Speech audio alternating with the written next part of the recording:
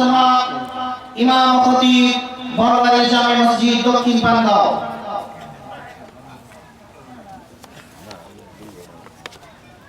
এ পর্যায়ে আপনাদের সম্মুখে কুরআন হাদিস থেকে মহামূল্যবান তাকরীর পেশ করবেন ইসলামী চিন্তাবিদ, আন্তর্জাতিক খ্যাতিসম্পন্ন মুফাসসির গোলাম ও সুমনের কণ্ঠস্বর হযরতুল আল্লাহ আল্লাহ হাফেজ মাওলানা মুফতি রুহুল আমিন কাসিমি সাহেব দামাত বারকাতুহু আলিয়া, খতিব আল-আকসা জামে মসজিদ, কামরাঙ্গীচর, ঢাকা। হযরত কিতাব মহামূল্যবান বয়ান ও তাকরীর পেশ করার জন্য মাহফিল ইন্তেজামী কমিটির পক্ষ থেকে সবিনয় অনুরোধ জানাচ্ছি। আসসালামু আলাইকুম ওয়া রাহমাতুল্লাহি ওয়া বারাকাতুহু।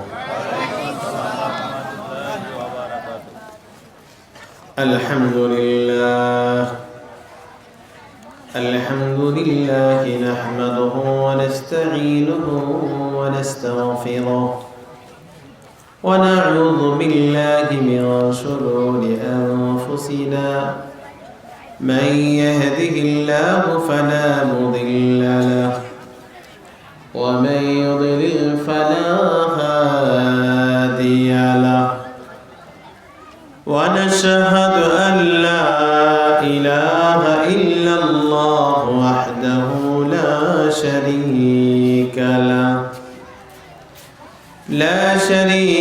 له ولا نذير له ولا وزير له ولا معين له ولا مشير له.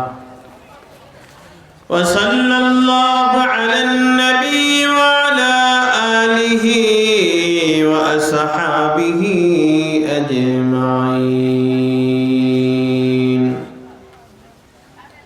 আমার সঙ্গে সকলে পড়েন আউযু বিল্লাহি মিনাশ শাইতানির রাজীম।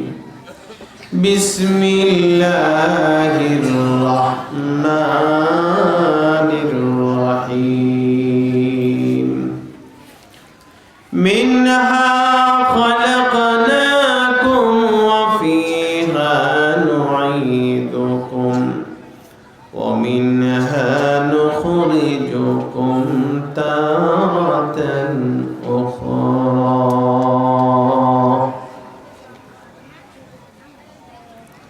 وقال النبي صلى الله عليه وسلم من مات فقد قامت قيامته أو كما قال عليه الصلاة والسلام. وقال الله تعالى يا أيها الذين آمنوا صلوا عليه وسلموا تسليما. সকলে দুরূদ ইব্রাহিম পাঠ করি। আল্লাহুম্মা সাল্লি আলা মুহাম্মাদ ওয়া আলা আলি মুহাম্মাদ কামা সাল্লাইতা আলা ইব্রাহিম ওয়া আলা আলি ইব্রাহিম إنك حميد مجيد. اللهم بارك على محمد وعلى آل محمد كما باركت على إبراهيم وعلى آل إبراهيم إنك حميد مجيد. محبت সঙ্গে জিকির করি লা ইলাহা ইল্লাল্লাহ লা ইলাহা ইল্লাল্লাহ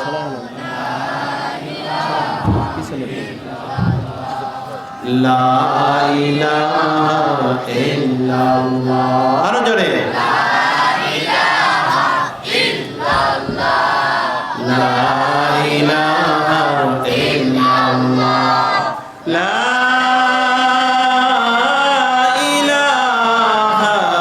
ইল্লাল্লাহ মুহাম্মাদুর রাসূলুল্লাহ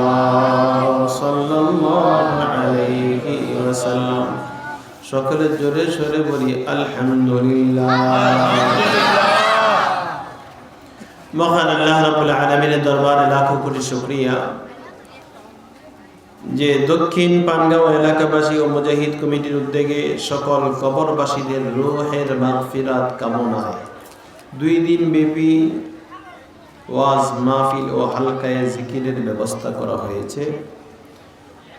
আজকে দ্বিতীয় দিন চলতেছে এবং দ্বিতীয় দিনের সভাপতি আলহাজ হযরত মাওলানা শামসুল হক সাহেব উপস্থিত আছেন আমার পাশেই।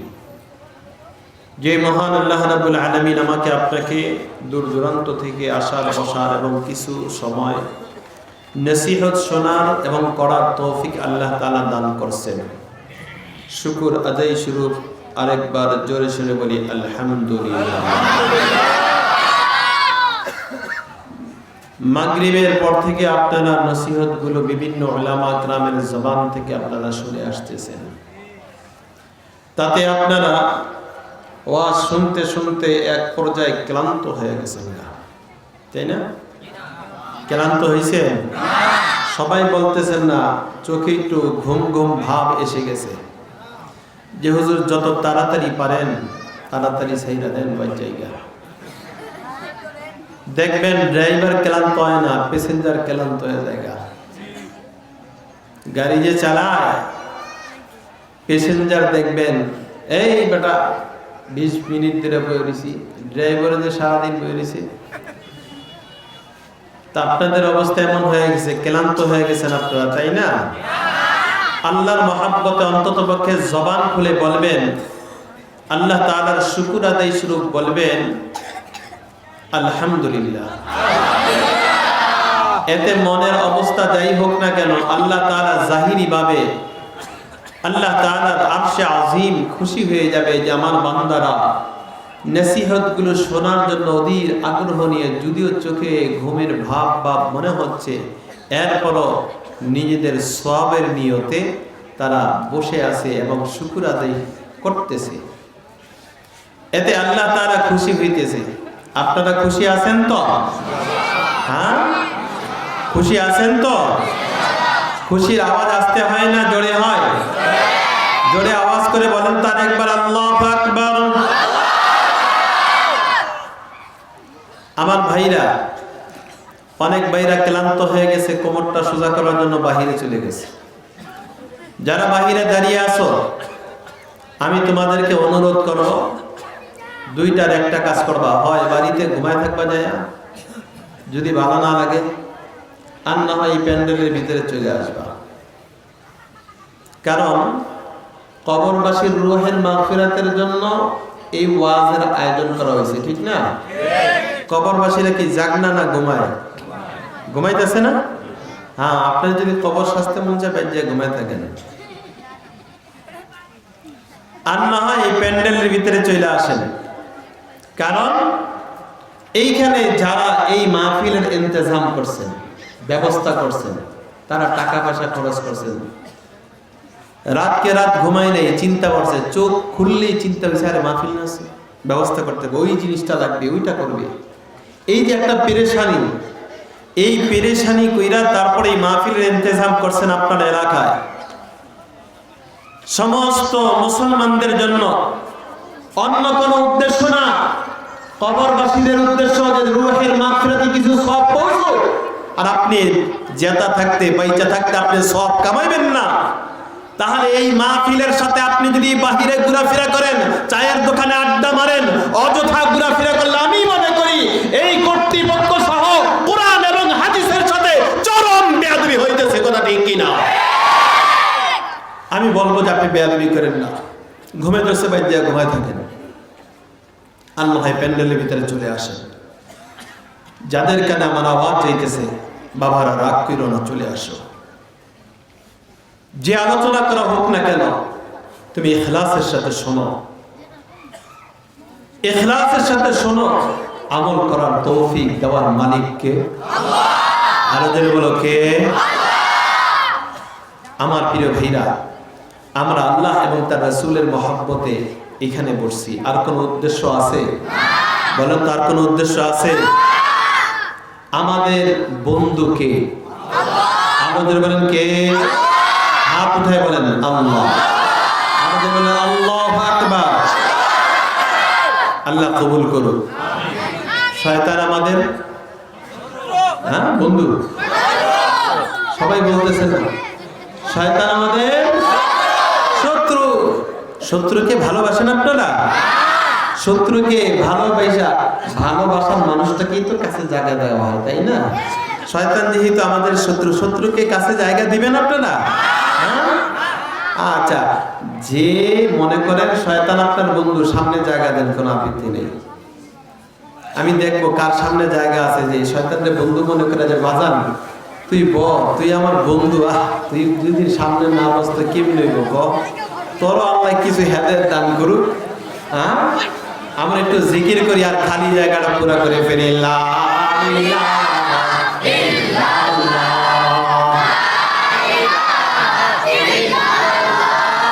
লা ইলাহা ইল্লাল্লাহ,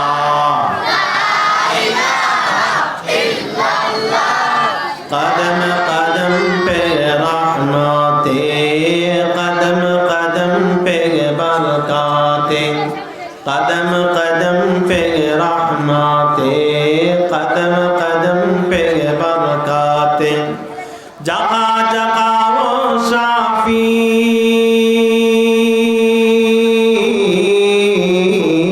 जगह जगह वो शाफी, आसिया गुजर गया।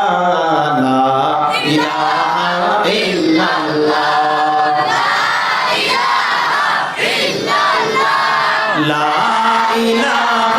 इल्लल्लाह, ला इलाहा इल्लल्लाह, ला इलाहा इल्लल्लाह, मुहम्मदुर रासूलुल्लाह साल्लाल्लाहु अलैहि ওয়াসাল্লাম। পিছনে একটু ফাঁকা আছে, যুবক বাইরে উঠে আসো। মুরব্বী মানুষ তো, জায়গাটা একটু ঠান্ডা ঠান্ডা না, গরম করছি এতক্ষণ, হুজুর আমাদের গরম জায়গাটা উঠে দিব। এলো যুবক বাইরে একটু উঠে আসো। আল্লাহ যুবকদেরকে কবুল করুক, বলো আমিন। এখানে অনেক যুবক ভাইরা আছে দেখা যায়। 40 বছরের নিচে কারা কারা আছে? হাত উঠান তো দেখি, জোরে বলেন আল্লাহু আকবার।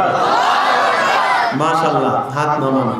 40-এর পরে কারা কারা আছে? হাত উঠান তো দেখি।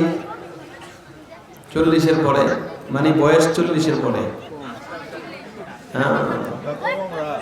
আচ্ছা, 40-এর পরে যারা যারা আছি তারা একটু হাত উঠায়া মালিকের দরবারে একটু বরত্ব প্রকাশ করে একটু জোরে সোরে বলবেন, যারা নাকি 40 বছরের বয়স, 40 থেকে হয়েছে আর কি, 40-এর পর থেকে হাত উঠায় বলেন তো আল্লাহু আকবার।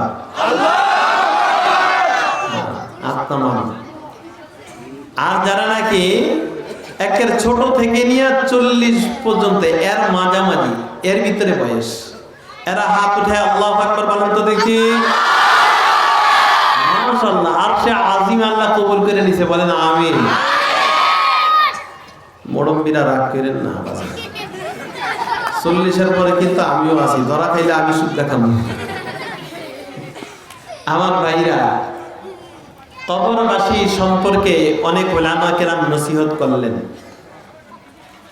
আমার ভাইরা, কে কবে মরব কেউ বলতে পারেন? কেউ বলতে পারেন?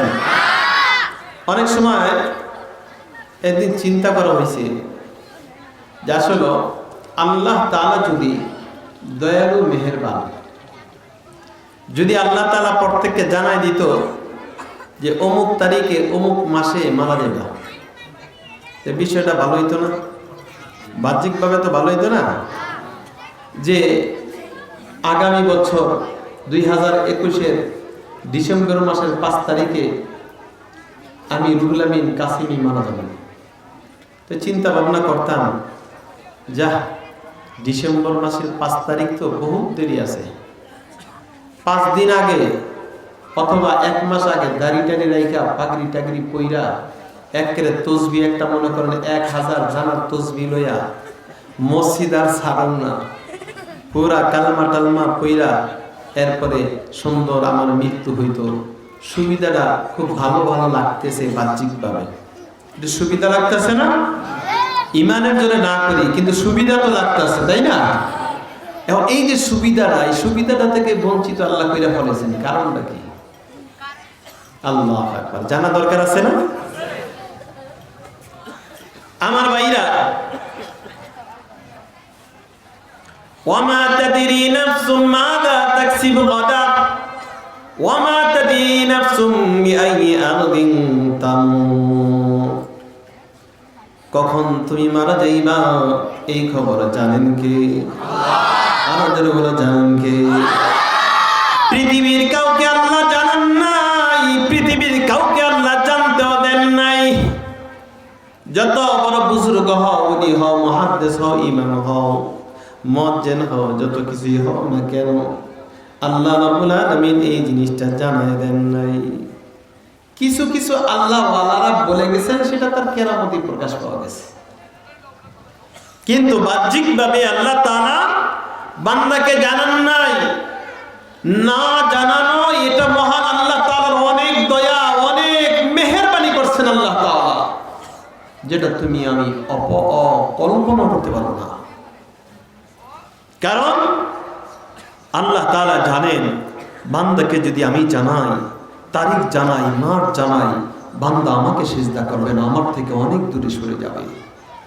এমনি তো হায়াতটা একটু যদি লম্বা পায় তাতে বেপরোয়া হয়ে যায় মানুষ। তার নকশা নমুনা আল্লাহ তাআলা তো দেখাই দিয়েছেন। 1000 বছরের উপরে হায়াত পেয়েছিল নমরুদ, 1000 বছর, প্রায় 1000 বছর হায়াত পেয়েছিল ফিরাউন, কিন্তু তার বেপরোয়া হয়ে গেছে। বড় লম্বা হায়াত পাওয়াতে মনে করছে যে আমি তো এই দুনিয়ার ভিতরে চিরস্থায়ী, এই জন্য খোদা দাবি করে ফেলাইছে। বলেন নাউজুবিল্লাহ। শুধু তাই না, আপনি আজকে রাস্তা দিয়ে যান, মাওয়ার যে মেন রোড দিয়ে আপনি যাইতেছেন, যদি রাস্তা পারাপার হন কত সতর্ক থাকেন, ডাইনে বামে বারবার তাকায় তুকায়া, পারলে 2-4-5 জনের জোগায়া, যে মরলে একলা মরুন কিল্লিয়া, যাতে 10 জনের মিলা যায়। আবার মাঝখানে থাকেন, কিনারে না, মরলে হের আগে মরুক তারপরে আমি মরুক। এই সিস্টেম করে তারপরে পার হন, কত একটা আতঙ্ক থাকে, কথা ঠিক কিনা? কিন্তু আপনাকে যদি বলা হইতো আপনি সেই 2021-এর ডিসেম্বর মাসের 5 তারিখে মারা যাইবেন, আপনি কি করবেন জানেন? ফেলাওয়ারের মাঝখান দিয়ে আটবেন, বেড়া একটা গাড়ি আয়, কিছু করে মরুন না তো। কি কথা ঠিক কিনা? ট্রেনের মাঝখানে আপনি হয়ে থাকবেন, ট্রেন যা আমার উপরে দা, আমি মরুন না, কেন আমার মরণ অনেক দেরি আছে। রাস্তাঘাটে এমন একটা অবস্থা হইতো, আপনি সারাদিন পু পু করবেন, পি পি পি দিতেছেন, তুই উপরে তো জায়গা মা, মরুন না তুমি। আর এখন অবস্থা হয় কি, সাইকেলের যদি মনে করেন ফাট করে একটা বাস্ট হয়ে যায়, লাভ দিয়ে পাইবেন। কি কথা ঠিক কিনা? বলেন আল্লাহু আকবার, জোরে বলেন আল্লাহু আকবার। নীলা খেলা কার?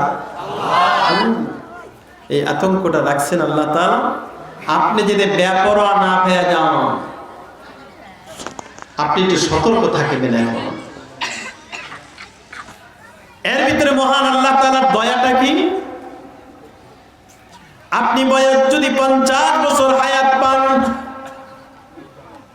বন্ধুরা 50 বছর হায়াত পান, বালেগ হওয়ার পর থেকে তুমি নামাজ ধরতেছো, জানি না মহান আল্লাহ কখন টান দিবেন, কখন মারা যাইতে পারি বলা যায় না। নামাজ পড়ার সুযোগ পাবো কি পাবো না, হজ করার সুযোগ পাবো কি পাবো না, রমজানুল মুবারক আসছে, রোজা রাখবো কি রাখবো না, রোজা যদি না রাখি আর মৃত্যু যদি এসে যায়, তাহলে রমজানের রোজাটা রয়ে যাবে, বাকি পড়ে যাবে। আতঙ্কে আতঙ্কে তুমি 50টা বছরে ইবাদতে কাটাই দিলা। আর যদি আল্লাহ তাআলা তোমাকে জানাই দিয়ে যে 50 বছর পরে তুমি মারা যাইবা, অমুক মাসে, অমুক তারিখে, অমুক দিনে, তাহলে তোমার 49 বছর কোনো ইবাদতই করতে না, দেখার বহু দেরি আছে। কি কথা ঠিক কিনা? কিন্তু সামান্য আমল কর্তা তুমি বেহেশত পাইবার জন্য, কিন্তু বেহেশতের যে একটা স্তর, একটা র্যাঙ্ক আল্লাহ তাআলা রাখছেন, সেই স্তর থেকে তুমি বঞ্চিত হয়ে যাইতা। তুমি হিসাব লাগাও, 5 ওয়াক্ত নামাজের ভিতরে কত শত নামাজ তোমার জীবন থেকে তুমি বঞ্চিত হয়ে যাইতা, কত হাজার বার লক্ষ বার মহান আল্লাহ তাআলার নাম তুমি জপতা, সেই আল্লাহ তাআলার জিকির থেকে তুমি বঞ্চিত হয়ে যাইতা, কত শতবার কোরআন তেলাওয়াত করতা, কোরআন তেলাওয়াত থেকে তুমি বঞ্চিত হয়ে যাইতা, দান খয়রাত থেকে তুমি বঞ্চিত হয়ে যাইতা, যাকাত ফিতরা তুমি দিতা, সেই সব থেকে তুমি বঞ্চিত হয়ে যাইতা, ওমরা থেকে তুমি বঞ্চিত হয়ে যাইতা, মা বাবার খেদমত থেকে তুমি বঞ্চিত হয়ে যাইতা। এমনকি সবে কদর, সবে বরাত, যেই সবে কদরে হাজার মাসের যে উত্তম, সেই রাত্রগুলো তোমার জীবন থেকে বঞ্চিত হয়ে যাইত। কথা ঠিক কি? তাহলে আল্লাহ না জানায়া দয়া করছেন কি করেন নাই? দয়া করছেন না আল্লাহ তাআলা। এজন্য আরেকবার বলি আলহামদুলিল্লাহ, আর যারা বলি আলহামদুলিল্লাহ। আমার প্রিয় ভাইরা, এখানে আমরা যারা আছি, এখানে আমরা যারা উপস্থিত আছি, আমি আপনাদেরকে জিজ্ঞেস করব, আপনাদের দাদা দাদি, নানা নানি, মা বাবা, এই বাচ্চারা কথা বললো না, খেয়াল করে শোনো, আর নয় পিছনে চলে যাও। দাদা দাদি, নানা নানি, মা বাবা, খালা, ফুবু, ভাইগনা, ভাগ্নি, ভাতিজা, ভাতিজি, ভাই বোন, রক্তের সাথে যাদের সম্পর্ক, আত্মীয় স্বজন, এই মজলিসের ভিতরে কারা কারা আছি যে আমার রক্তের সম্পর্কিত আত্মীয়র ভিতরে কেউ এখনো পর্যন্ত মারা যায় নাই, সবাই পরিপূর্ণভাবে জীবিত আছেন? এমন কে কে আছে? হাত উঠান তো দেখি, হাত উঠান।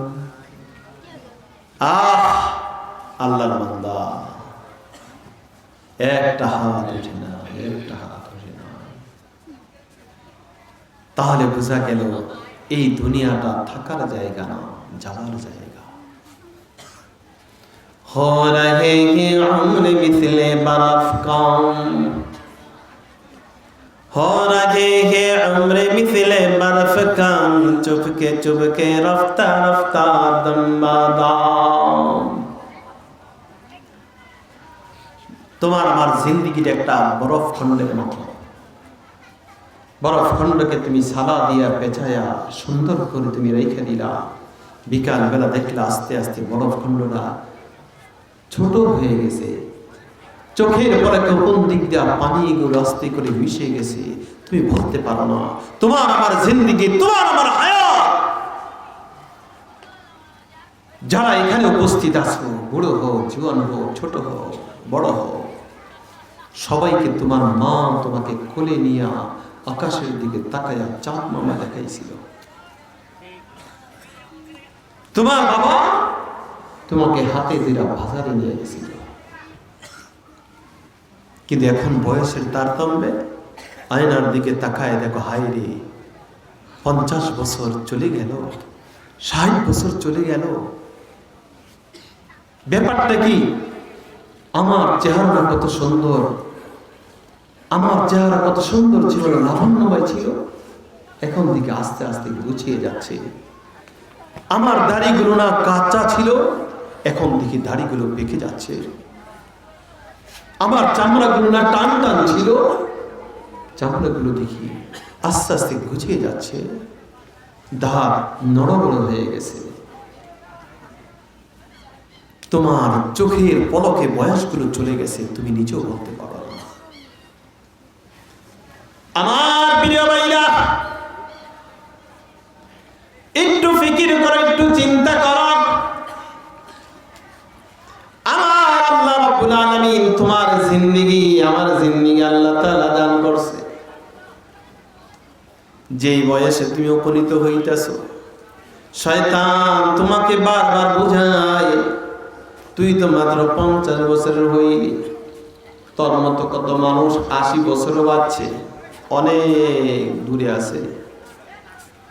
শয়তান তোমাকে বোঝায়, কিন্তু তুমি তোমার কলবকে বোঝাও, কলব রে তোর হায়াত তো শেষ, তোর হায়াত শেষ। তোর মতো কত যুবকরা দুনিয়া থেকে বিদায় হয়ে যেতেছে, তোর তো খবর নাই। একটু চিন্তা কর আমার প্রিয় ভাইরা, কবরের ভিতরে সওয়াল জবাব হবে। আমার পূর্বের বক্তাও কবর সম্পর্কে অনেক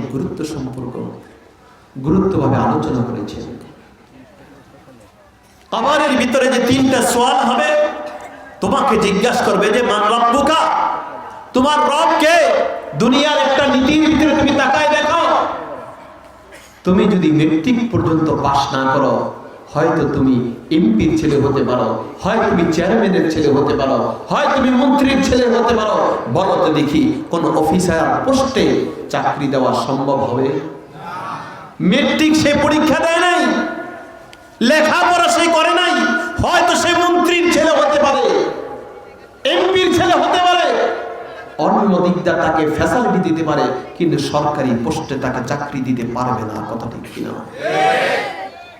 সে বলবে অন্তত পক্ষে তুমি মেট্রিকটা তো পাস করবা, আরে ফার্স্ট সেকেন্ড থার্ড তিনটার একটা তো তোমার থাকতে হবে, তারপরে সে দিব না। কিন্তু লেখাপড়া করো নাই, যোগ্যতা নাই, তোমাকে কিভাবে পাস করাবে? আমার আল্লাহ দয়ালু মেহেরবান, আমার আল্লাহ দয়ালু মেহেরবান। যেটা বলে বলে তুমি সান্ত্বনা পাও, মহান রবকে তুমি যে বলবা রব্বি আল্লাহ, আমার রব আল্লাহ, সেই মালিকের কি কাজ তুমি করেছো? সেই মালিককে তুমি কতটুকু সন্তুষ্ট করেছো? মালিকের ডাকে তুমি সাড়া দিয়েছো কতটুকু? মালিক যে তোমাকে 5 ওয়াক্ত নামাজে রাখছে, তুমি কতক্ষণ সাড়া দিয়েছো? একবার তো তুমি সাড়া দাও নাই। আমার মালিক তো 5 ওয়াক্ত মুয়াজ্জিনের জবান দিয়ে ডাকে।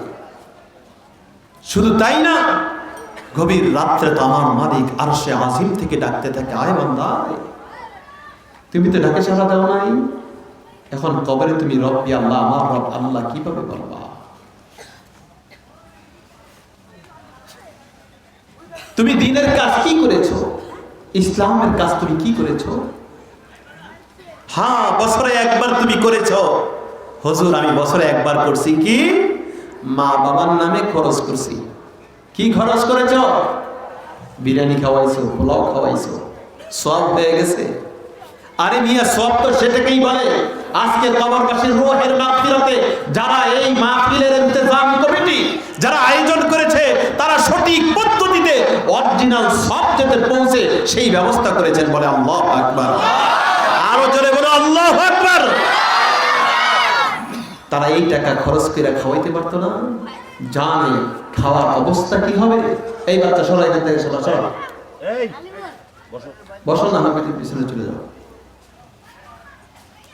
আল্লাহ নবী সাল্লাল্লাহু আলাইহি ওয়াসাল্লাম কি বলেন? ইয়াকুল ইবনে আদম মালি মালি। ইবনে আদম সব সময় বলে আমার মাল, আমার মাল, আমার সম্পদ। মালাকা রাহমাতুল লিল আলামিন বলেন তোমার আবার কি মাল? ইল্লা মা আকালতা ফাফনাইতা, যা তুমি খাইলা সব হজম হয়ে শেষ হয়ে গেছে, সব শেষ।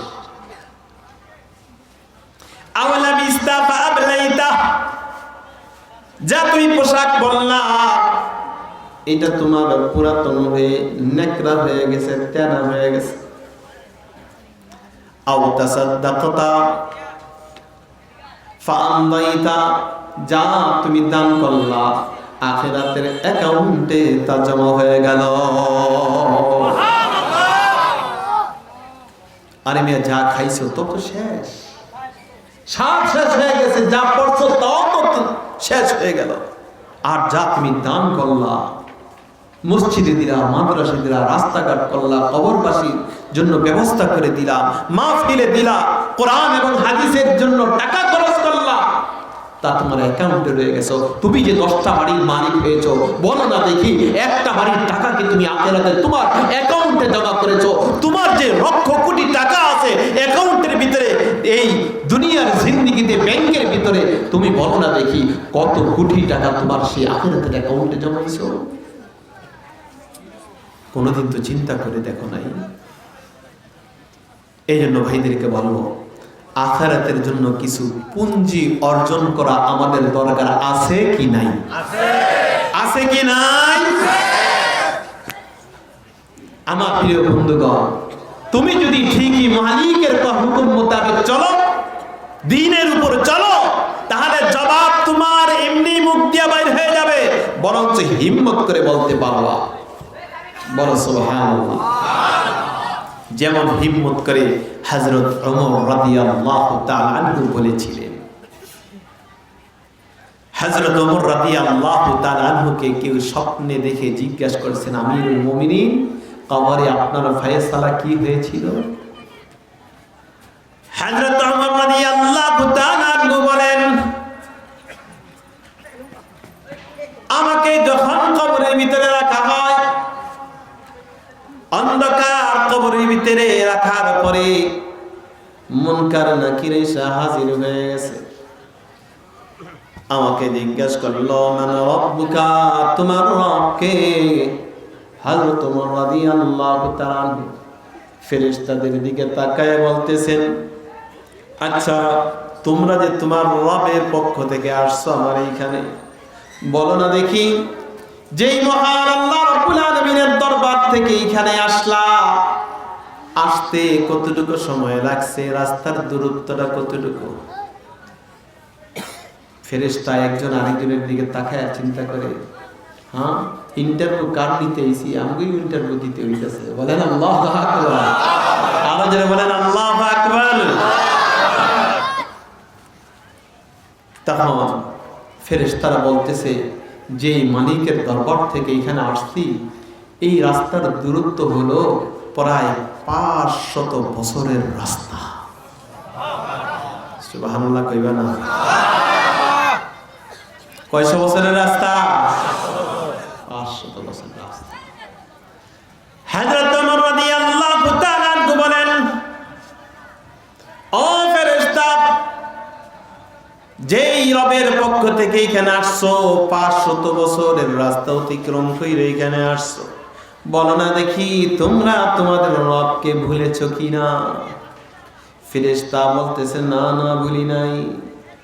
হযরত ওমর রাদিয়াল্লাহু তাআলা আনহু ফেরেশতাদেরকে ডাক দিয়া বলে, ফেরেশতা, তোমরা যদি 500 বছরের রাস্তা অতিক্রম কইরা যদি মালিকরে না বলতে পারো, আমি ওমর মাত্র 3.5 হাত মাটি অতিক্রম করে এই মাটির নিচে আসছি।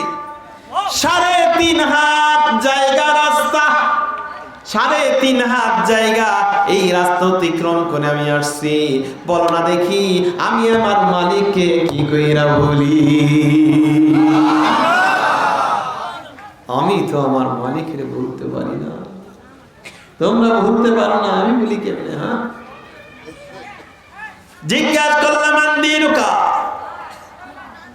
হযরত ওমর রাদিয়াল্লাহু তাআলা আনহু ফেরেশতাদেরকে ডাকে বলে, ফেরেশতা, আমি দ্বীনের জন্য কি করেছি আমাকেই দেখতেছো? কারণ হযরত ওমর রাদিয়াল্লাহু তাআলা আনহু নামাজরত অবস্থায় এক ইহুদি তাকে বর্ষা মারছিল। সেই আঘাতেই অসুস্থ হয়ে দুনিয়া থেকে বিদায় হয়ে গেছেন। হযরত ওমর ডাইকা বলে, ওগো ফেরেশতা, আমি ধর্মের জন্য, দ্বীনের জন্য কি করেছি আমার দিকে তাকাইয়া দেখো। বলো আল্লাহু আকবার। যেইনি ফেরেশতারা আমার দিকে তাকান, যেইনি ফেরেশতা জিজ্ঞাসা করতেছে, মান হাদার রাসূল, মান হাদার রাজুল, ইনি কে? বলতে দেরি হযরত ওমর রাদিয়াল্লাহু তাআলা আনহুর পাশে শুয়ে আছেন রাহমাতুল লিল আলামিন মুহাম্মদুর রাসূলুল্লাহ সাল্লাল্লাহু আলাইহি ওয়াসাল্লাম। আল্লাহর নবী শোয়া হযরত ওমরের পাশে, আল্লাহ নবী সাল্লাল্লাহু আলাইহি সাল্লাম মাথাটাকে একটু উঁচু করে ফেরেশতাদের দিকে তাকায় বলতেছেন, ফেরেশতারা, ও ফেরেশতা, আমার ওমরকে আর বিরক্ত করিস না, আমার ওমরকে আর বিরক্ত করিস না। আমি রাসূল ওমরের জিম্মাদার হয়ে গেলাম, জিম্মাদার আমি হয়ে গেলাম। চিৎকার করে বলো আল্লাহু আকবার। আল্লাহর নবী তোমার আমার জিম্মাদার হয়ে যাক, এটা আমরা চাই। কে কে চাই? আল্লাহু আকবার বলে হাত তোলো। আমার প্রিয় বন্ধুগণ, রাসূল যেন জিম্মাদার হয়ে যায়, এটা যদি তোমরা চেয়ে থাকো, এটা যদি তোমরা চেয়ে থাকো, তাহলে মুসলমান তুমি হইছো। আর মুসলমান দেশে রাষ্ট্রে থেকে বসবাস করে ইহুদি নাসারা খ্রিস্টানদের দালালেরা নবীকে গালি দিবে, তুমি বরদাস্ত করবা? এটা মুসলমান জাতি কখনো বরদাস্ত করতে পারে না। কথা ঠিক কিনা? আমার প্রিয় বন্ধুগণ, রাসূলের ইশক এবং মহব্বত এই কলবের ভিতরে রাখতে হবে। কথা ঠিক কিনা? রাসূলের মহব্বত আছে তো আমাদের কলবে? কার কার আছে? আল্লাহু আকবার বলে হাত তোলো। নারায়ে তাকবীর, নারায়ে তাকবীর। আল্লাহ কবুল করুক, আমিন। আমার প্রিয় ভাইরা, আল্লাহর নবীর সঙ্গে মদিনা ওয়ালার সাথে নেটওয়ার্ক তুমি ঠিক রাখো। মোবাইলে যেমন আমেরিকার সাথে, লন্ডনের সাথে, ইটালির সাথে তুমি কথা বলবা, নেটওয়ার্ক যদি তোমাকে না দেয়, সংযোগ না দেয়, টাকা আছে, দামি সেট আছে, কাজ হবে না। ঠিক তেমনি ভাবে তুমি যদি মহান মালিক, মহান আল্লাহর সাথে নেটওয়ার্ক সংযোগ দিতে চাও, মদিনার থেকে নেটওয়ার্ক নিতে হবে। মদিনা থেকে সংযোগ করে দিবে মহান মালিকের সাথে মিলাইতে হলে। একা একা মালিককে পাওয়া যায় না। কথা ঠিক না বেঠে? মদিনাওয়ালার সুন্নত মাথায় থাকতে হবে, মদিনাওয়ালার মতো দাড়ি থাকতে হবে, মদিনাওয়ালার মতো পোশাক থাকতে হবে, মদিনাওয়ালার মতো পাগড়ি থাকতে হবে। মদিনাওয়ালা তোমার সুপারিশ করবে। কি কথা ঠিক কিনা? কোন দিকে তাকা যাবে না, তাকাইতে হবে আল্লাহ এবং তার রাসূল আমার উপর, তোমার উপর খুশি আছেন কিনা। किसी का आस्ताना ऊंचा है ऐसा, सिर झुक कर ऊंचा ही रहेगा। हंसे जाने से जब तक तुम डरोगे, ज़माना तुम पर हंसता ही रहेगा।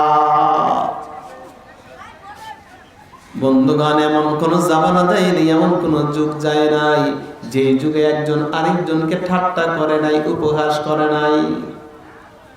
এমন কোন জামানা যায় নাই যে জামানায় একজন আরেকজনকে উপহাস করে নাই। প্রত্যেক যুগেই উপহাস করেছে, কিন্তু উপহাসের যদি দিকে তুমি তাকাও, তাহলে তোমার সুন্নত আদায় করা যাবে না। দেখতে হবে আল্লাহ এবং তার রাসূল খুশি আছেন কিনা। আল্লাহ এবং তার রাসূলকে তুমি খুশি করা, দেখবা দুনিয়ার যুবকেরা আজকে দাড়ি রাখতে তোমার লজ্জা লাগে, আজকে তোমার টুপি পরতে লজ্জা লাগে, আজকে তোমার পাঞ্জাবি পরতে লজ্জা লাগে, আজকে তোমার হাতে তাসবিহ নিতে লজ্জা লাগে। হ্যাঁ, যুবকেরা দেখা যায় কেউ যদি টুপি পরেই ফেলছে, কেউ যদি আজকে আমাদের বাংলাদেশে সুনামধন্য চন্মনার পীর সাহেব মাদ্রাসিল্লু আলী, যার দরবারে গিয়ে হাজারো লক্ষ যুবকরা আল্লাহ ওয়ালা হয়ে গেছে। কথা ঠিক কিনা? সেখান থেকে আসার পরে দেখা যায় তাদের উপর ঝড়ঝাপটা আছে। যারা বন্ধু কইয়া দোস্ত করে ডাক দিত, এখন দাড়ি রাখার কারণে, টুপি পাগড়ি রাখার কারণে এখন তাকে কয়, কিরে চাচা বালা সুস্তি। এই উপহাস। কিন্তু এইটা বিসর্জন দিয়ে যদি তুমি থাকতে পারো, 2-1 বছর পরেই দেখবা যারা তোমাকে উপহাস করেছে তারা তোমার দোয়া নেওয়ার জন্য সিরিয়ালে দাঁড়ায় থাকে। কথা ঠিক না ভাই? শুধু তাই না, যদি বিপদে পড়ে যা, দোস্ত তুই মনে কিছু নিস না, আমার মা বড় অসুস্থ, আমার বাচ্চা ডেলিভারির সময়, দোস্ত তুই তো হুজুর মানুষ, আমরা তো ভালো হতে পারলাম না, তুই তো আমার জন্য দোয়া করিস।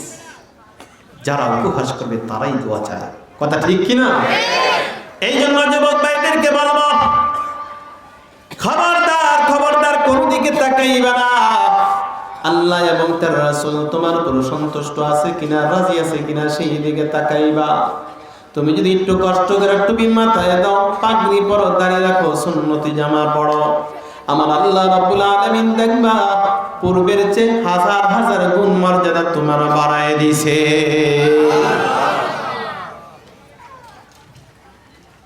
আমার প্রিয় ভাইরা, জেনারেল শিক্ষিত এই যে আমাদের প্রফেসর আমিনুল ইসলাম সাহেব আছে, কলেজের প্রফেসর, সম্মানের অভাব নাই। এখন দাঁড়িয়ে রাখছে, হুজুর হয়ে গেছে, মুজাহিদ কমিটির দায়িত্ব হয়েছে, এতে কি সম্মান বাড়ছে না কমছে? হ্যাঁ, আল্লাহ আরো বাড়াই দিছে, আল্লাহ আরো বাড়াই দিছে। আমার প্রিয় ভাইরা, এই জন্য কে উপহাস করলো, কে কি করলো সেটা দেখার বিষয় না। রাহমাতুল লিল আলামিন যখন সাহাবা کرامদেরকে শিক্ষা দিল, ও সাহাবা کرام, তোমরা সুন্নত তরিকায় প্রসাব করো, হাঁটু যেন না দেখা যায়। তখন কাফেররা হাতে তালি দিছে, দেখো মুহাম্মদ মহিলাদের মতো প্রসাব করতে বসছে, উপহাস করছে, হাতে তালি দিয়েছে। আল্লাহর নবী ডাক দিয়ে বলছে, সাহাবীরা রে, আমি তোমাদেরকে যেই সুন্নাত শিখাই দিলাম, এমন এক সময় আসবে কিয়ামত পর্যন্ত এই সুন্নতের উপর আমার অধিকাংশ উম্মতেরা আমল করে যাবে। বলেন সুবহানাল্লাহ।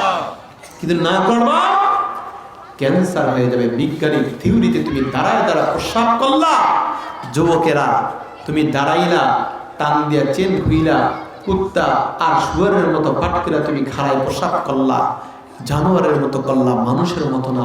এতে তোমার ভবিষ্যতে ক্যান্সার হওয়ার সম্ভাবনা থাকে। কি কথা ঠিক কি না? রাগ হইছ?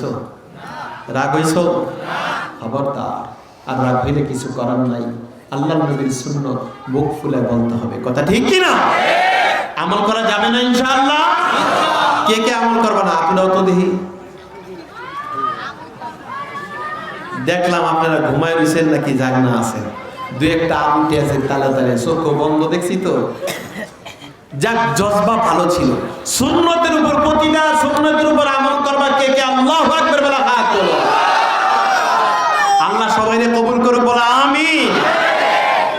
আমার প্রিয় ভাইরা, আল্লাহ নবী সাল্লাল্লাহু আলাইহি সাল্লামের সুন্নতের প্রতি মহব্বত রাখতে হবে, ভালোবাসা রাখতে হবে।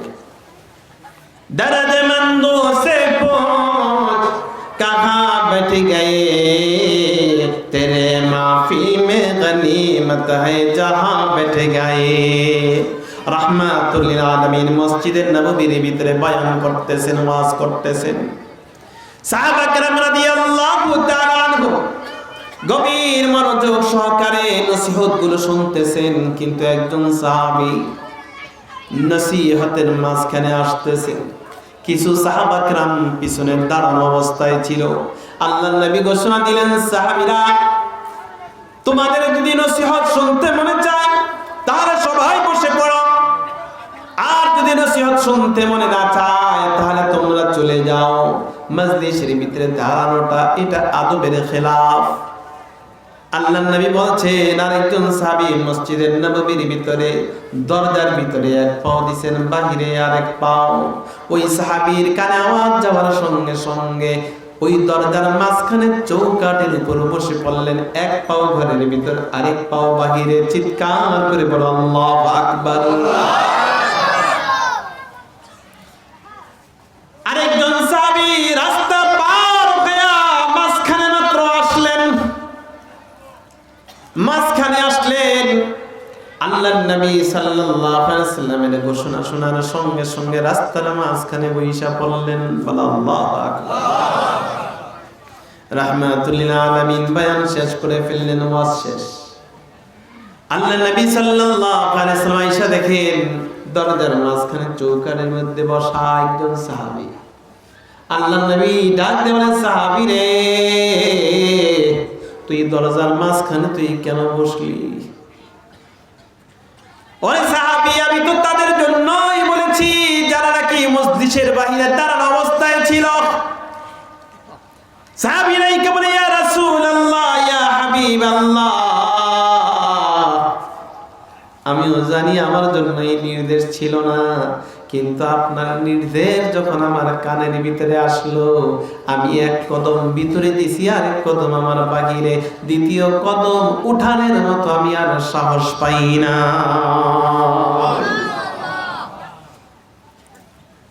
আল্লাহ নবী সাল্লাল্লাহু আলাইহি ওয়াসাল্লাম দ্বিতীয় আরেকজন সাহাবী হযরত আব্দুল্লাহ ইবনে মাসউদ রাদিয়াল্লাহু তাআলা কে দেখলেন রাস্তার মাঝখানে বসা। আল্লাহ নবী ডাক দিয়ে বললেন, আব্দুল্লাহ, রাস্তার মাঝখানে তুমি কেন বসে আছো? ইয়া রাসূলুল্লাহ, আপনার নির্দেশ পেয়েছি, আমার কানে আওয়াজ আসছে, এই জন্য বসে পড়েছি। আল্লাহ নবী বললেন, আব্দুল্লাহ ইবনে মাসউদ রে, আমি তো তোমাকে এই হুকুম দেই নাই, তুমি তো ভিতরে যায় বসতে পারতা। আব্দুল্লাহ ইবনে মাসউদ রাদিয়াল্লাহু তাআলা আনহু ডাইকে বলে, ইয়া রাসূলুল্লাহ, ইয়া হাবিবাল্লাহ, নির্দেশ যে আমার জন্য ছিল না সেটাও আমি জানি, কিন্তু আপনার নির্দেশ আমার কানে আসছে, আসার সঙ্গে সঙ্গে আপনার নির্দেশ মোতাবেক, হুকুম মোতাবেক আমি পালন করলাম। দ্বিতীয় কদম ওঠানোর সাহস আমি পাই না। দর্দ বন্ধু সে पूछ कहाँ बैठ गए, तेरे महफिल में गनीमत है जहाँ बैठ गए। या रसूल अल्लाह, ইয়া হাবিবাল্লাহ, আমি যেখানেই বসি না কেন, দরজার ভিতরে বসি, মসজিদের ভিতরে বসি বা বাহিরে বসি, আপনার হুকুম মানা, আপনার নির্দেশ মোতাবেক পালন আমি যদি করি, যেখানেই করি না কেন সেখান থেকে আমি বরকত হাসিল করতে পারবো। এই ছিল সাহাবা کرام রাদিয়াল্লাহু তাআলা আনহুর ইশক এবং মুহাব্বত। চিৎকার করে বলা আল্লাহু আকবার। বাদশাহ আকবর, ভারতের এক বাদশাহ ছিল প্রথম জমানায়, সে একটু ইসলামের উল্টাপাল্টা কাজ করেছিল। পরবর্তীতে মুজাদ্দিদ আল ফিসানি রাহমাতুল্লাহি আলাইহি নসিহত শুনে আল্লাহ তাআলা তাকে হেদায়েত দান করেছেন। বলেন আলহামদুলিল্লাহ। যখন হেদায়েত প্রাপ্ত হয়ে গেছে, রাতের বেলা ঘরের ভিতরে বসা। আগের জমানার বাদশাহ মশাল জ্বালিয়ে জ্বালিয়ে অন্ধকার দূর করত। যে মশাল জ্বালানো ছিল বাদশাহ আকবর, হঠাৎ করে একটা বাতাস এসে মশালটা নিভে গেল।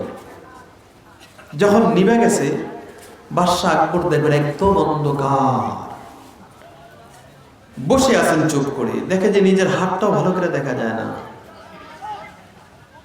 অনেকক্ষণ বসে থাইকা কাউকে আর ডাক দিল না বাদশাহ আকবর। চেয়ারে বসে তার চিন্তা আসছে, জামান আল্লাহ, আমি যখন দুনিয়া থেকে বিদায় হয়ে যাব, আমাকে গোসল দিয়া, কাফনের কাপড় দিয়া পেঁচাইয়া যখন অন্ধকার কবর মাটির নিচে রাখা হবে, এমন অন্ধকার যেখানে বাতি নাই, সাথী নাই, অক্সিজেন নাই, কোনো জানালা নাই, দরজা নাই, ওই অন্ধকার কবরের ভিতরে আমি কিভাবে থাকবো? এত বড় বাদশা হওয়ার সত্ত্বেও আমার সৈন্যের অভাব নাই, আমার বডিগার্ডের অভাব নাই, খাদেম খুদ্দামের অভাব নাই, দাসদাসীর অভাব নাই, হাজার হাজার লোক আমার আছে। কিন্তু এত লোক থাকা সত্ত্বেও কেউ তো আমাকে একটু আগুন জ্বালায় দেয় না, আলোর ব্যবস্থা করে না। কিন্তু যখন অন্ধকার খবর আমি যাব, কোথায় থাকবে আমার বাদশাহী, কোথায় থাকবে ছেলে মেয়ে, কোথায় থাকবে সৈন্য বাহিনী? কিন্তু সেই অন্ধকার কবরের ভিতরে আমার আলোকে জ্বালায় দিবে। বাদশাহ আকবর চিন্তা করে, আর চোখ দিয়া দর দর করে পানি পড়ে, আর ডাইকা ডাইকা বলে, মানি অন্ধকার কবরে রেহাই পাবো না রে মানি। আমার প্রিয় বন্ধুগণ, কবরের চিন্তা তুমি করো। আল্লাহ নবী সাল্লাল্লাহু আলাইহি ওয়াসাল্লাম বলেন, আমার উম্মতেরা, সময় সুযোগ হলেই তুমি কবরস্থানে একটু যাও। কবরস্থানে তুমি যাই একটু উপলব্ধি করো, তোমার কত মানুষ, তোমার পরিচিত কত মানুষ যাদের সঙ্গে তুমি খেলাধুলা করতা, যাদের সঙ্গে তুমি হাসি তামাশা করতা, যাদের সাথে তুমি লেনদেন করতা, যাদের সঙ্গে অনেক সময় ঝগড়া করতা, কিন্তু আজকে তারা মাটির নিচে, তুমি হইলা মাটির উপরে। मकबरे पर गुजरने वाले सोन, मकबरे पर गुजरने वाले सोन, ठहर हम पर गुजरने वाले सोन। हम भी एक दिन जमीन पर चलते थे, बातों बातों पर मचलते थे। মুফতি তকি ওসমানী মাদ্দাসিল্লাহ আলাইহি বলেন, একটা কবরের সামনে যখন যাওয়া হয়, এক ব্যক্তি কবরের সামনে দিয়ে যাইতেছে, নজরে পড়ে গেল কবরের উপরে একটা সাইনবোর্ড লেখা। এই সাইনবোর্ডের উপরে একটা কবিতা লেখা, মাকবারে পর গুজরনে ওয়ালে সোন, মাকবারে পর গুজরনে ওয়ালে সোন, ठहर हम पर गुजरने वाले सोन। हम भी एक दिन जमीन पर चलते थे, बातों बातों पर मचलते थे।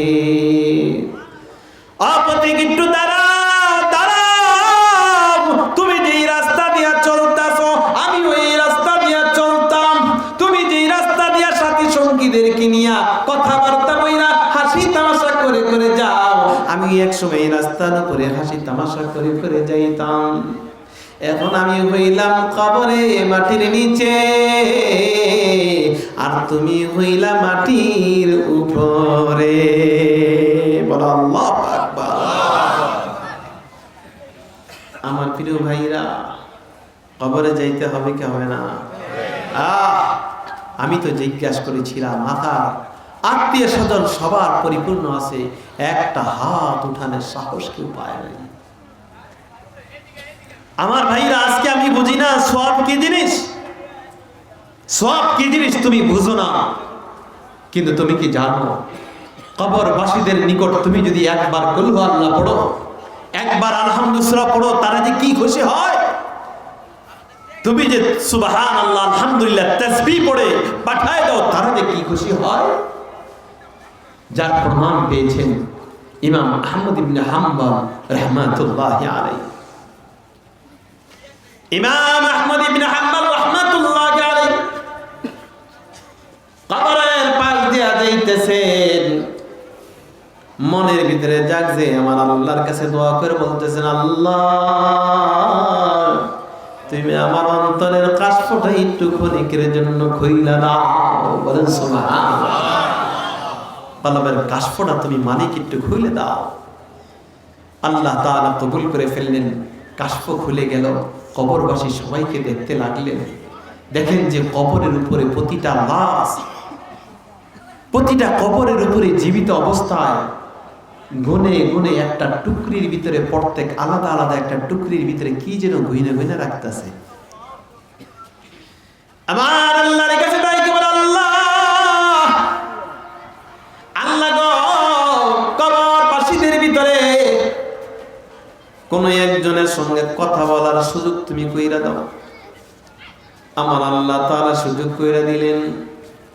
ইলহাম নাজির করে বললেন, ইমাম আহমদ ইবনে হাম্বল তুমি কথা বলো। ইমাম আহমদ ইবনে হাম্বল রাহমাতুল্লাহি আলাইহি কবরবাসীর একজনকে ডাক দেব, ও কবরবাসী, তোমরা কি গইনা গইনা তোমাদের নিজ টুকরির ভিতরে রাখতাছো, এটা আমাকে জানায় দাও। কি রাখতাছো? তখন একজন বলতেছে, হে ইমাম আহমদ ইবনে হাম্বল, আজ থেকে এক সপ্তাহ আগে একজন মাদ্রাসার তালিবুল ইলম নেককার একজন লোক এই কবরের পাশ দিয়ে যখন যায়, তখন 3 বার কুল হু আল্লাহ পড়ছে, একবার আলহামদুলিল্লাহ পড়ছে, পয়রা 2 হাত তুইলা দোয়া করছে, আল্লাহ এই কবরবাসী সবার জন্য রূহের মাগফিরাতের জন্য তুমি পৌঁছাইয়া দাও। ইমাম আহমদ ইবনে হাম্বল এক সপ্তাহ আগে কুল হু আল্লাহ 3 বার একবার প্রত্যেককে যে বকশিশ দেয়া দিয়েছে। আমার আল্লাহ রাব্বুল আলামিন ঘোষণা দিয়েছে, কবরবাসীরা, একজন আমার মাকবুল বান্দা তোমাদের জন্য সওয়াব পাঠিয়ে দিয়েছে। এই সওয়াবগুলো তোমরা নিজেরা নিজেরা গইনা গইনা নিজের পাত্রের ভিতরে রাইখা দাও, টুকরির ভিতরে রাইখা দাও। ও ইমাম আহমদ ইবনে হাম্বল, এক সপ্তাহ যাবত আমরা এই সওয়াবগুলো গইনা গইনা টুকরির ভিতরে রাখতাছি, এখনো পর্যন্ত সওয়াবগুলো শেষ হয় না। আহ, তুমি হিসাব লাগাই দেখো তো কত সওয়াব। এখন তো বুঝো না, এখন তো বুঝো না সওয়াব। তারা তো রাখতেছে, টুকরির ভিতরে রাখতেছে, তারা কি খুশি হয়েছে। শুধু তাই না, আল্লামা জাকারিয়া রাহমাতুল্লাহি আলাইহি বর্ণনা করে বলেন, একজন আল্লাহর ওলির ঘটনা লিখেছেন। একজন আল্লাহওয়ালা মানুষ, বুজুর্গ মানুষ, ওই আল্লাহর ওলি ঘুমের ভিতরে স্বপ্নে দেখলেন, ঘুমের ভিতরে স্বপ্নে দেখছেন একটা কবরস্থানের ভিতরে এসে গিয়েছেন। কবরস্থানে যাওয়ার পরে দেখতেছে কবরবাসীরা সিরিয়ালে দাঁড়ায় রয়েছে, আর ফেরেশতারা কি যেন দিতেছে। আমাদের দেশে যেমন রিলিফ দেয় সিরিয়ালে, এমন প্রত্যেককে দিতেছে। কিন্তু দূরে একটা মহিলা চুপচাপ বসে আছে, সে লাইনে দাঁড়ায় না, সে নেওয়ার কোনো আগ্রহ নাই। ওই বুজুর্গ মহিলার সামনে যায় সালাম দেয়া জিজ্ঞাসা করতেছে, মা, এই কবরবাসীদেরকে ফেরেশতারা কি দিতেছে? কয়াদেরকে সওয়াব বন্টন কইরা দিতেছে। বলেন সুবহানাল্লাহ। ও মা, সওয়াবের তো দরকার সবাই আছে, সবারই তো সওয়াবের দরকার, কিন্তু সিরিয়ালে সবাই দাঁড়াইলো, তোমার কি সওয়াবের দরকার নাই? তুমি দাঁড়াও না কেন? সেই মহিলা ডাক দিয়ে বলেন, ও আল্লাহর ওলি, সওয়াবের আমার তেমন প্রয়োজন নাই, এই সওয়াবের আমার কোনো দরকার নাই, কারণ আমার একটা সন্তান অমুক গ্রামে অমুক বাজারের ভিতরে আছে। আমার সন্তান আমার জন্য প্রতিদিন কোরআন শরীফ তেলাওয়াত কইরা বইসা দেয়। সুতরাং আমার তো ছেলে আছে, সওয়াব পাঠাইতেছে, এই সওয়াব আমার দরকার নাই। মহিলাকে জিজ্ঞাসা করলো, তোমার ছেলে কোন গ্রামে থাকে? অমুক গ্রামে থাকে। অমুক গ্রামে থাকে, কি করে? একটা দোকানের ভিতরে আছে, একটা ব্যবসা করে। তোমার ছেলের নাম কি? আমার ছেলের নাম আব্দুল মালিক। বুজুর্গের ঘুম ভেঙে গেল। আল্লামা জাকারিয়া রাহমাতুল্লাহি আলাইহি বর্ণনা করে বলেন, বুজুর্গ চিন্তা ভাবনা করতেছেন ব্যাপারটা কি। স্বপ্ন তো স্বপ্ন, সত্য মিথ্যা তাও তো বলতে পারি না। আচ্ছা, যে ঠিকানাটা বলেছে ঠিকানা অনুযায়ী দেখি আসলে সত্য হয় কিনা। উনি রওনা হয়ে গেছেন। যাইতে যাইতে ওই এলাকায় যায় দেখেন যে হ্যাঁ, ওই নামে তো গ্রাম পাওয়া গেছে, হ্যাঁ বাজারও মিলে গেছে। বাজারের এক পাশে কোনার ভিতরে, আচ্ছা এখানে কোনো মালিক করে লোক আছে, ছেলে আছে? হ্যাঁ, একটা যুবক ছেলে আছে তো, কোরআনে হাফেজ। বলেন সুবহানাল্লাহ। ওই যে কোনার বাজারের কোনায় ওইখানে বসে আছে। বুজুর্গ আস্তে আস্তে হাঁটতে হাঁটতে তার সামনে গেল, যা দেখে সে দোকান খুলে যখন কাস্টমার আসে কোরআন শরীফটা রেখে সদাইগুলো দিয়ে দেয়, যখন কাস্টমার না থাকে আবার বসে বসে কোরআন তেলাওয়াত করতে থাকে। ছেলেটাকে যায় সালাম দিল, সালাম দিয়া জিজ্ঞেস করলো, তোমার নাম কি আব্দুল মালিক? হ্যাঁ, আমার নাম আব্দুল মালিক। তোমার মা আছে? না না, আমার মা তো অনেক আগেই দুনিয়া থেকে বিদায় হয়ে গেছে। বুজুর্গ আর কোনো কথা বললেন না, চলে আসলেন। আল্লামা জাকারিয়া রাহমাতুল্লাহি আলাইহি বলেন, বেশ কিছুদিন পরে আবার ওই বুজুর্গ স্বপ্নে দেখলেন, আবার ওই কবরস্থানে দেখলেন, আবার দেখলেন কবরস্থানে ফেরেশতারা সওয়াব বন্টন কইরা দিতেছে। কিন্তু আজকে দেখতেছেন যে মহিলাকে দেখেছিলেন সিরিয়ালের ভিতরে দাঁড়ায় নেই, পাশে কোনায় বসা ছিল, আজকে দেখা যায় ওই মহিলাও সিরিয়ালে দাঁড়ায় গেল। বুজুর্গ ওই মহিলার সামনে যে বললেন, মা, সালাম দিয়ে জিজ্ঞাসা করতেছেন, মা, তোমাকে কিছুদিন পূর্বে দেখেছিলাম এই সিরিয়াল থেকে তুমি দূরে সরে আসিলা, কিন্তু আজকে তুমি এই সিরিয়ালে দাঁড়াইলা। সেই দিন তো বলছিলা সওয়াবের তেমন প্রয়োজন নাই, তোমার সওয়াব পৌঁছে যায়, কিন্তু আজকে এই সিরিয়ালে তুমি দাঁড়াইলা, তোমার কি প্রয়োজন হয়ে গেছে? তখন মহিলা চোখের পানি সারে কান্দে আর বলে, হ্যাঁ, আমার যে সন্তান প্রতিদিন কোরআন তেলাওয়াত করে করে সওয়াব পাঠাইতো, ওই সন্তান আজকে আমার নাই। ওই সন্তান দুনিয়া থেকে বিদায় হয়ে গেছে, আমাদের মতো কবরবাসী হয়ে গেছে। ছেলের এখন প্রয়োজন হয়ে গেছে, সওয়াবের প্রয়োজন হয়ে গেছে। এই কথা শুই না বুজুর্গের ঘুম ভেঙে গেল। পরের দিন আবার ওই বাজারের কাছে যায়, বাজারে যা জিজ্ঞাসা করলো, লোকেরা দেখাই দিল আস্তে আস্তে ওই বাজারের শেষ প্রান্তে যে কোনায় দোকান, কিন্তু দোকান দেখে যে বন্ধ। ঘন্টা পার হয়ে যায়, খোলে না। লোকদেরকে জিজ্ঞাসা করলো, ভাই, এখানে একটা যুবক ছিল, যে যুবকটা যে দোকানে দেখতাম, কিন্তু এই যুবকটা কোথায়? ডাক দিয়ে বলে, হুজুর, এই যে যুবক আজকে 3 দিন পার হয়ে গেছে, দুনিয়া থেকে বিদায় হয়ে গেছে। আমার প্রিয় ভাইরা, দুনিয়াতে যতদিন থাকবা, যতদিন পারো তুমি নেক আমল করে যাও। যেদিন তুমি দুনিয়া থেকে বিদায় হয়ে যাইবা, কোনো সুরত নাই রে ভাই, কোনো সুরত নাই। কার মরণ কখন আসবে বলা যায় না। তুমি মনে করছো 50 বছর, 60 বছর, 70 বছর বাঁচবা, না না, শয়তান তোমাকে ধোঁকা দিতেছে। পাকিস্তানে জুলফিকার আলী একজন বুজুর্গ ছিল। উনি সরকারি পোস্টে চাকরি করতেন। তার 3টা সন্তান, 6 বছর থেকে নিয়ে 3টা সন্তান। 3য় সন্তান ভূমিষ্ঠ হওয়ার সময় তার স্ত্রী দুনিয়া থেকে বিদায় হয়ে যায়।